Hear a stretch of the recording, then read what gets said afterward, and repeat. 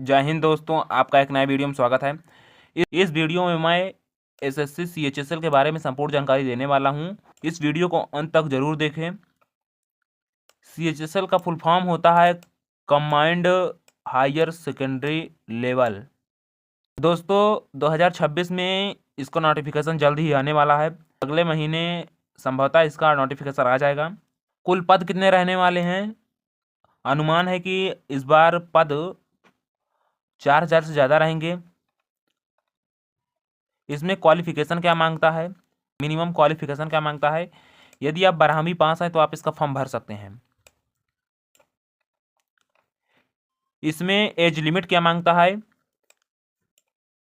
यूआर और EWS category के बच्चों के लिए एज लिमिट है 18 साल से लेकर 27 साल। ओबीसी कैटेगरी के बच्चों के लिए एज लिमिट है 18 से 30। एससी एसटी कैटेगरी के बच्चों के लिए एज लिमिट है 18 से 32 साल। एसएससी सीएचएसएल में एग्जाम पैटर्न क्या होता है ये समझिए। इसमें 2 पेपर होता है। टीयर 1 पहले पेपर को बोलते हैं, दूसरे पेपर को बोलते हैं टीयर 2। टीयर 1 में क्या होता है?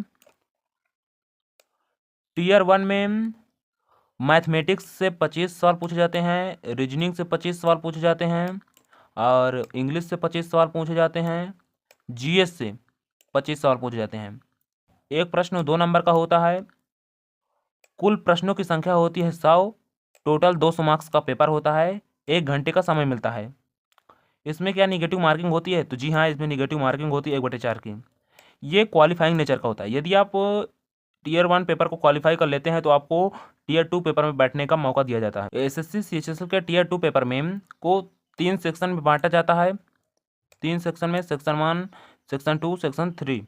सेक्शन 1 को के लिए 1 घंटे का समय मिलता है, जिसमें मैथ और रीजनिंग के 30-30 सवाल पूछे जाते हैं और जो 3-3 अंक का होता है।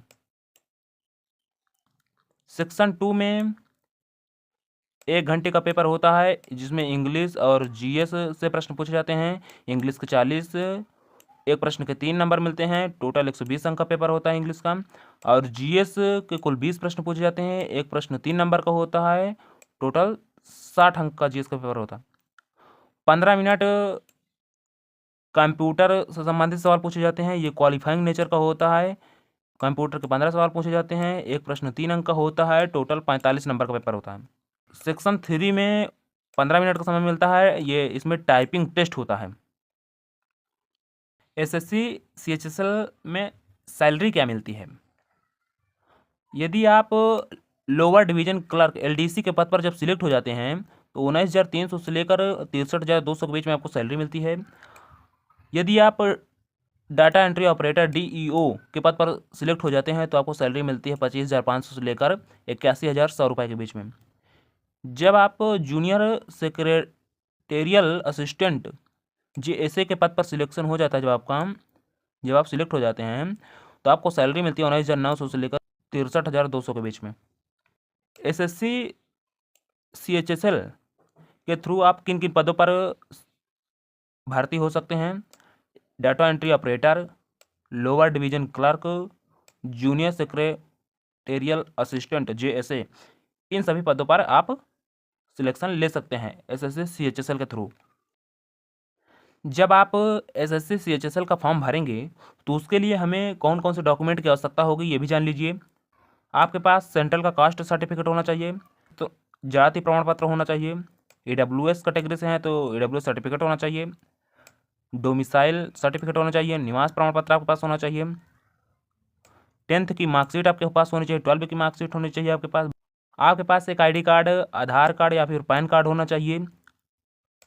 ऑनलाइन सिग्नेचर अपलोड होगा और ऑनलाइन फ़ोटो अपलोड होता है।